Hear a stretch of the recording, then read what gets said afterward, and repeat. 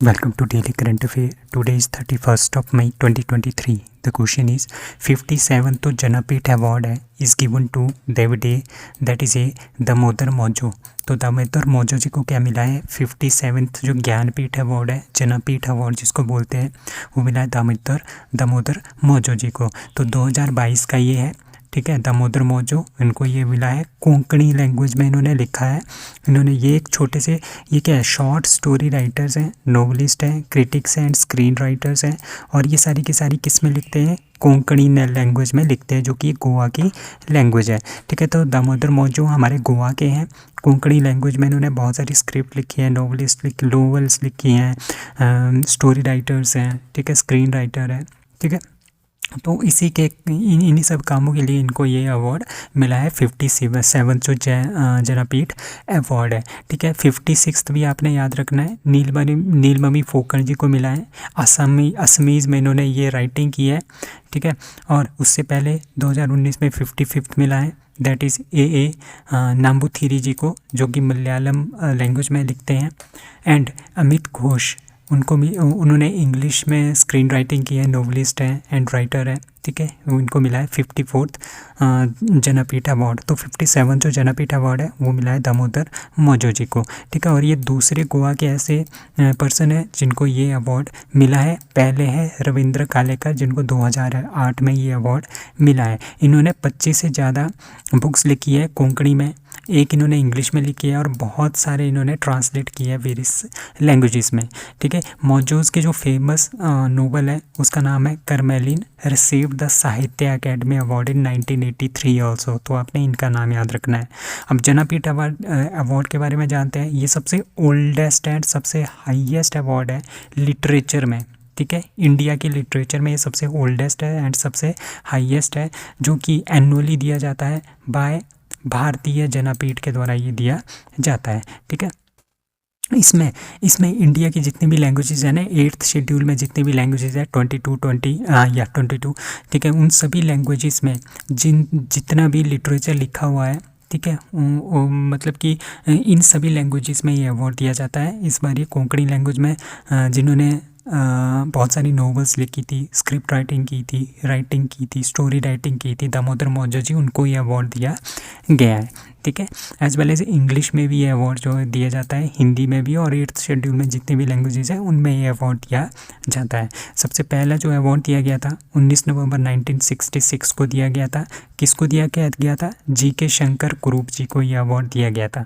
और पहली जो फीमेल थी उनको दिया गया 1976 में, जिनका नाम था आशा पूर्ण देवी जी. उनको ये पहली बार अवार्ड मिला है किसी फर्स्ट वीमेन को. उनकी एक नोवेल थी प्रथम प्रतिश्रुति, ठीक है, द फर्स्ट प्रॉमिस. इनको ये अवार्ड इसके लिए इनको ये अवार्ड मिला था. किसको? आशा पूर्णा देवी जी को, ठीक है. The award was established in 1961 and not given, मतलब कि मरणोपरांत ये अवार्ड नहीं दिया जाता है. जब तक इंसान जिंदा रहता है, जो इंसान जिंदा होते हैं उन्हीं को ये अवार्ड दिया जाता है. वो won Monaco Grand Prix 2023. Monaco की जो ग्रैंड पिक्स है मोटो GP रेस, वो किसने जीती है? वो जीती है मैक्स वर्स्टेपन ने, ठीक है. मैक्स वर्स्टेपन एक नीदरलैंड के प्लेयर हैं, प्रोफेशनल रेड बुल ड्राइवर है, ठीक है. 2023 का जो मोनाको ग्रैंड पिक्स है वो उन्होंने जीता है. और ये 4th टाइटल है इस सीजन का. किसका? मैक्स वर्स्टेपन का. अब नीदरलैंड के ये हैं, तो नीदरलैंड के बारे में जानते हैं. It is located in the north western Europe. Capital इसकी एम्स्टर्डम है. Official language Dutch. Emperor William Alexander. Prime minister Mark Rutte है नीदरलैंड के. Who won the 13th hockey India sub junior man national championship 2023. तीसरा edition of sub junior man national championship of hockey India 2023 वो किसने जीता है? वो जीता है उत्तर प्रदेश ने. उत्तर प्रदेश का उड़ीसा के साथ फाइनल मैच हो रहा था. कहाँ पे? बिरसा मुंडा हॉकी स्टेडियम उड़ीसा में. वहाँ पे उड़ीसा ने किसको हराया है? सॉरी, उत्तर प्रदेश ने उड़ीसा को हराया और फाइनल जीता है, ठीक है. उत्तर प्रदेश ने फाइनल जीता है उड़ीसा को फाइनल में हरा के, ठीक है. पहला नंबर उत्तर प्रदेश, दूसरा उड़ीसा, तीसरा हरियाणा, चौथा मध्य प्रदेश, ठीक है. अब उत्तर प्रदेश के बारे में जानते हैं. Chief minister Yogi Adityanath. Capital Lucknow. Governor कौन है? आनंदीबेन पटेल. राज्यसभा की 31 सीट्स हैं, लोकसभा की 80 सीट्स हैं यहाँ की. ठीक है। और कैपिटल उड़ीसा के बारे में जानते हैं। उड़ीसा की कैपिटल है Bhubaneswar, governor Ganeshi Lal, chief minister है नवीन पटनायक जी।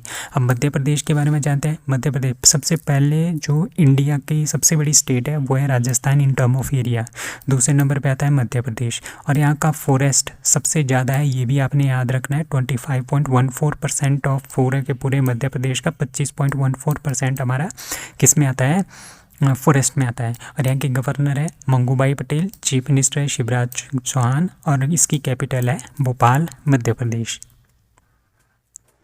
अब आपको आईपीएल के बारे में बताते हैं। Who win IPL 2023, that is the Chennai Super Kings. तो चेन्नई सुपर किंग्स और गुजरात टाइटंस के बीच में फाइनल मैच खेला जा रहा था। कहाँ पे? नरेंद्र मोदी स्टेडियम गुजरात में, जो कि सबसे बिगेस्ट स्टेडियम है पूरे के पूरे वर्ल्ड का। वहाँ पे ये फाइनल हुआ था जिसमें चेन्नई सुपर किंग्स ने गुजरात टाइटंस को फाइनल में हरा दिया है। ठीक है, ये 16th एडिशन था आईपीएल का। ठीक है, उसमें से 5वीं बार, ठीक है, जो चेन्नई सुपर किंग्स हैं इन्होंने अपना 5वां टाइटल जीता है। और मुंबई इंडियन ने पहले ही 5 टाइटल जीते हैं। तो Mumbai Indian and Chennai Super Kings ऐसी टीम्स बन गई है जिन्होंने सबसे ज़्यादा बार आईपीएल जीता है, 5 बार। ठीक है, पहला एडिशन जो आईपीएल का हुआ था वो 2008 में हुआ था और जीता था राजस्थान रॉयल्स ने। आईपीएल का जो 15वां एडिशन था 2022 में वो जीता था गुजरात टाइटंस ने। आईपीएल का 16वां एडिशन जो अभी हुआ 2023 में, won by Chennai Super Kings. Most number of trophies and title Chennai Super Kings ने Mumbai Indians is equal to 5 each. ठीक है, और 2 ही ऐसी टीम है जिन्होंने अपने टाइटल जो वो डिफेंड किए। चेन्नई सुपर किंग्स ने 2010 और 11 में कंटिन्यू जीता था आईपीएल, और मुंबई इंडियन ने 2019 और 20 में कंटिन्यू आईपीएल जीता है। यही ऐसी टीम है जो कि आईपीएल अपने टाइटल को डिफेंड आज तक ऐसी यही 2 टीम है जिन्होंने अपना टाइटल डिफेंड किया है। ठीक है, शुभमन गिल को इसमें ऑरेंज कैप मिली है, सबसे ज़्यादा रन इन्होंने बनाया है। मोहम्मद शामी को पर्पल कैप मिली है, सबसे ज़्यादा विकेट इन्होंने लिए है। डेविड कॉनवे को प्लेयर ऑफ द मैच घोषित किया गया। ISRO to launch Chandrayaan 3 in that is a July 2023। तो जुलाई 2023 में इसरो ने क्या अनाउंस किया है कि हम चंद्रयान 3 जो है वो लॉन्च करेंगे। इसरो के जो चेयरमैन है एस सोमनाथ, उन्होंने अनाउंस किया है कि चंद्रयान 3 जो है वो हम लॉन्च करेंगे इसी साल जुलाई में। ठीक है, चंद्रयान 1 जो है वो 2009 में क्या किया गया था, was launch in the October 2008 में। 2008 में चंद्रयान 1 जो है वो लॉन्च किया गया था। क्यों लॉन्च किया गया था? ताकि जो हमारे पास चांद है उसके बारे में हमें इंफॉर्मेशन जो है वो मिले। ठीक है, the lunar orbit conducted scientific research and collected data about the moon. ठीक है, the objective of this mission was to make a detail map, मतलब कि जो चांद है उसकी एक डिटेल मैप बनाने के लिए जो है चंद्रयान 1 जो है वो लॉन्च किया गया था 2008 में। उसके बाद 2019 में चंद्रयान 2 जो है इसरो ने लॉन्च किया 22 जुलाई 2019 को। ठीक है, ये लूनर ऑर्बिट था इसके अंदर।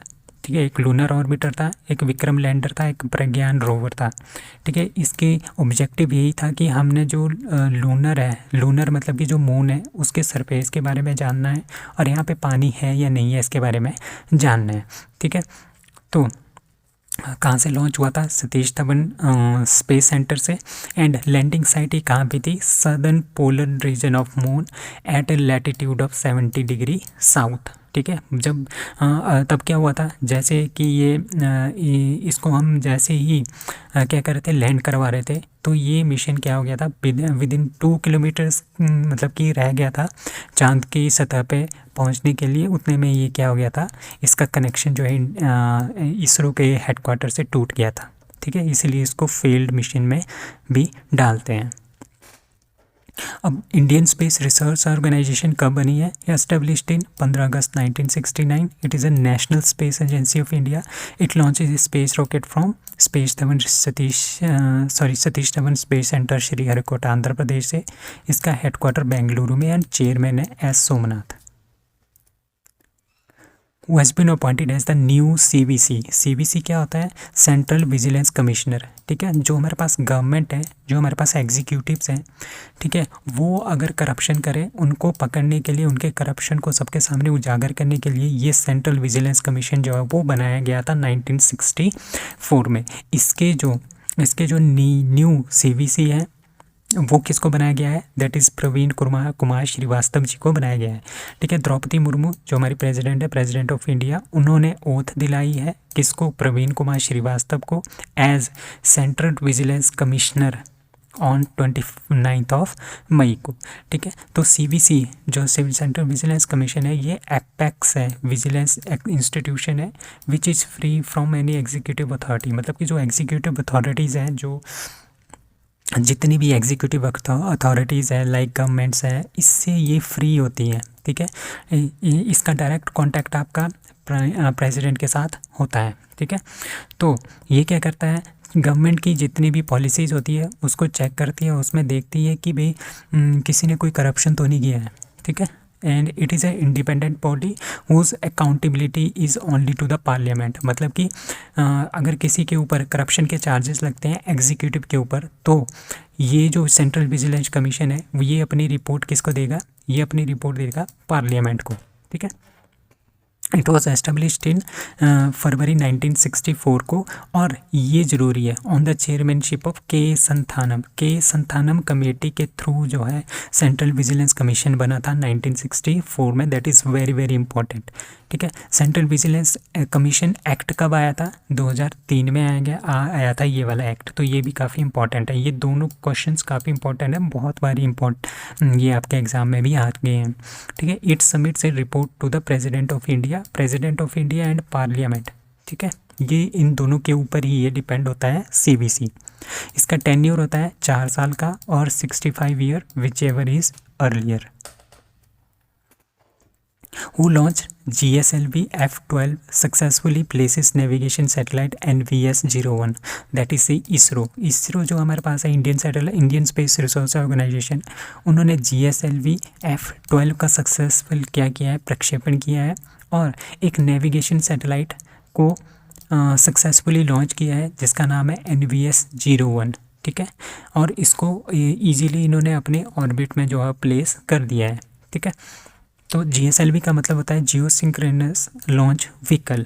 ठीक है, जियो सिंक्रोनस लॉन्च व्हीकल का मतलब ये हुआ कि जो ये लॉन्च व्हीकल है GSLV, ये अपने जो सैटेलाइट है वो ऐसे ऑर्बिट पे छोड़ता है जो कि हमें पृथ्वी से कांस्टेंट ही लगता है कि ये कांस्टेंट ही है। कैसे लगेगा, जितनी स्पीड अर्थ की रोटेशन की होती है ना, उतनी ही स्पीड हमारी सैटेलाइट की होती है, जिसकी वजह से हमारे को लगता है कि ये कंटिन्यूसली हमारे ऊपर हमें देख रहा है।